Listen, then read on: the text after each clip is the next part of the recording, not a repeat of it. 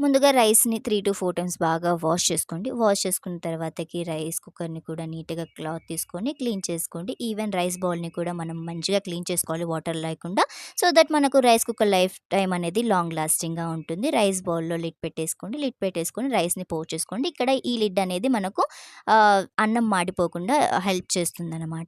ఇక్కడ నేను 1 glass of రైస్‌కి 1 ½ గ్లాస్ ఆఫ్ వాటర్ తీసుకున్నా. అలా 3 గ్లాసెస్ ఆఫ్ రైస్ తీసుకున్నా కాబట్టి నేను 4 ½ గ్లాసెస్ ఆఫ్ వాటర్ తీసుకున్న. తర్వాతకి 1 టేబుల్ స్పూన్ ఆఫ్ సాల్ట్ ఏసేసి మంచిగా సాల్ట్ రైస్‌లో మిక్స్ అయిపోయేలాగా మంచిగా స్పూన్ తీసుకొని కలిపేసుకోవడమే. కలిపేసుకున్న తర్వాతకి రైస్ కుక్కర్‌లో రైస్ బౌల్ పెట్టుకొని లిడ్ పెట్టుకోండి. లిడ్ పెట్టుకొని స్విచ్ ఆన్ చేసుకోవాలి. స్విచ్ ఆన్ చేసుకున్న తర్వాత ఇక్కడ గ్రీన్ ఉంది వార్మ్‌లో కుక్‌లోకి పెట్టుకోవాలి. మనం కిందకి బటన్ అనుకొని కుక్‌లోకి పెట్టుకుంటే కుక్‌లోకి వచ్చేస్తుంది. దెన్ ఆఫ్టర్ అయిపోయిన తర్వాత అలా మనకు గ్రీన్ వచ్చేస్తుంది. ఆటోమేటిక్‌గా ఆఫ్ అయిపోతుంది. బట్ మనం అక్కడ రైస్ బౌల్‌ని సెపరేట్‌గా తీసి పెట్టుకోవాలి. ఎందుకంటే అక్కడ రైస్ కుక్కర్ అనేది హీట్‌గా ఉంటుంది కాబట్టి అన్నం మాడిపోయే ఛాన్సెస్ చాలా ఎక్కువగా ఉన్నాయి. అందుకే రైస్ బౌల్‌ని సెపరేట్‌గా పెట్టుకోవాలి. చూసారు కదా రైస్ ఎంత నీట్‌గా కుక్ అయిపోయిందో.